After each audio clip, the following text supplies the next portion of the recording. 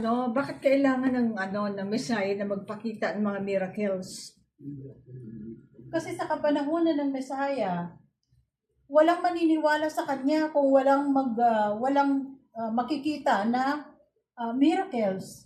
Kasi sa panahon na yun, parang ang mga tao ay hindi pa kumbaga matagal ng panahon na hindi sila nakakakita ng miracles. Kumbaga nakakita lang ng miracles during the time na inilabas sila ni Moses sa Egypt. And how many years after na nailabas sila ni Moses sa Egypt? From that time, hindi na sila nakakita ng miracles. And here comes, dumating ang Messiah. Pagdating ng Messiah, sinasabi nitong Messiah na ako ay sinugo ng Ama. At ang aking mga sinasabi ay nagmula lang sa Ama. At ang sabi niya, ipinapakilala ko sa inyo ang Ama. At kung nakita niyo ako, nakita niyo na rin ang Ama.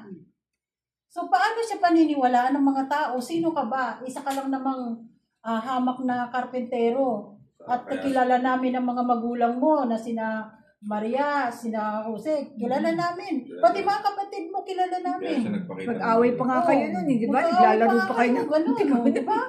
Paano siya paniniwalaan na ikaw ay tunay na sinugo mula sa pero di ba nasusulat naman siya, kaya lang wala siyang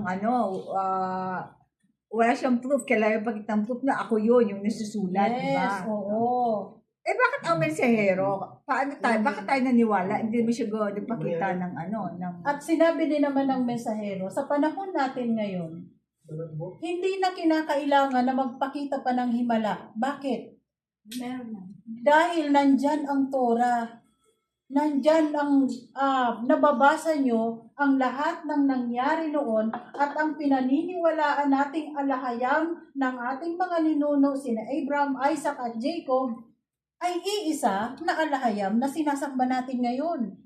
At dumating siya upang ipakilala sa atin ang tunay na pangalan ng alahayam na itinago sa atin ng mahabang panahon.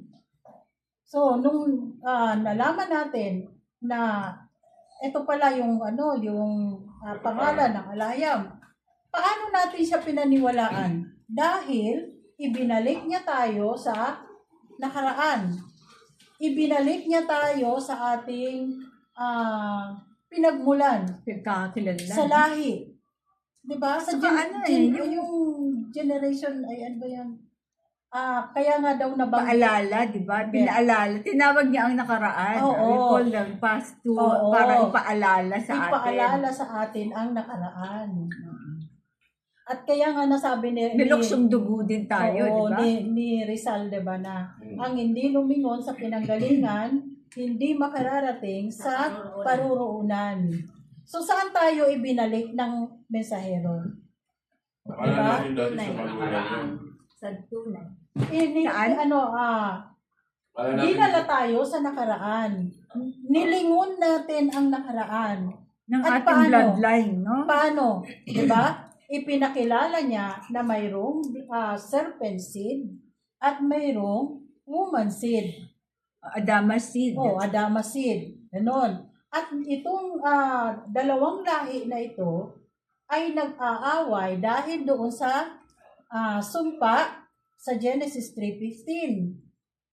Hanggang ngayon sa kapanahunan natin ay nag-aaway pa rin ang dalawang lahi na ito. Ngayon, diba? Paano mo ngayon malalaman saang lahi ka ba? Kaya tayo ibinalik doon sa genealogy natin na tayo ay mga Israelita. Ngayon, nakilala mo na ikaw pala ay Israelita, Hebreo ka pala. Diba? Hebreo ka pala. Di saklaw ka ng kautusan ng alahayam. Ng covenant. Ng covenant ng alahayam. Ni saklaw Moses, ka ng covenant ni Abraham, ni Noah, ni Abraham, si Jacob. Lahat ng mga nakipagtipan sa ating alahayam, nandoon tayo. Kaya pala sinasabi din niya na ang buhay ay nasa dugo.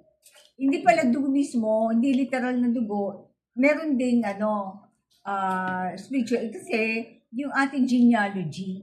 Nasa Yes, dugo din. Yun Linya nga pala sabi, yun, linya. ang sabi Sa ng Gino. ng mensahero, Kaya makikilala pala mo. ayaw ni Pablo na pag-aralan ng genealogy. Yes, kaya nga ayaw niyang ayaw niya alamin tayo. natin ang ating Kaya inalis sa atin ang ating pagkakakilanlan dahil ayaw niya na makabalik tayo doon at makilala natin yung sarili natin. tayo palang royal So, blood. tanong, Oo. paano mo makikilala ang sarili mo?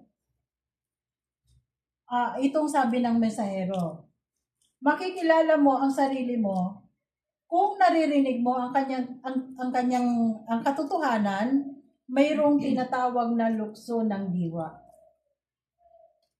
'Di ba? Bakit hindi tayo nag-alangan nung narinig natin ang kanyang mensahe?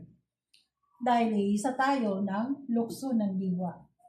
Hindi Na tayo luksong kaya? dugo. Hindi luksong Nasa dugo. Torah lahat ng Oo. kanyang sinasabi. Lukso ng dugo o lukso ng diwa, 'di ba? O, iisa tayo. Dahil Sumunod tayo. ang lukso ng diwa na tinatawag ay yung tipan. Di ba? Nakipagtipan ng ating mga ninuno. So, ibig sabihin, nasa dugo mo na yun.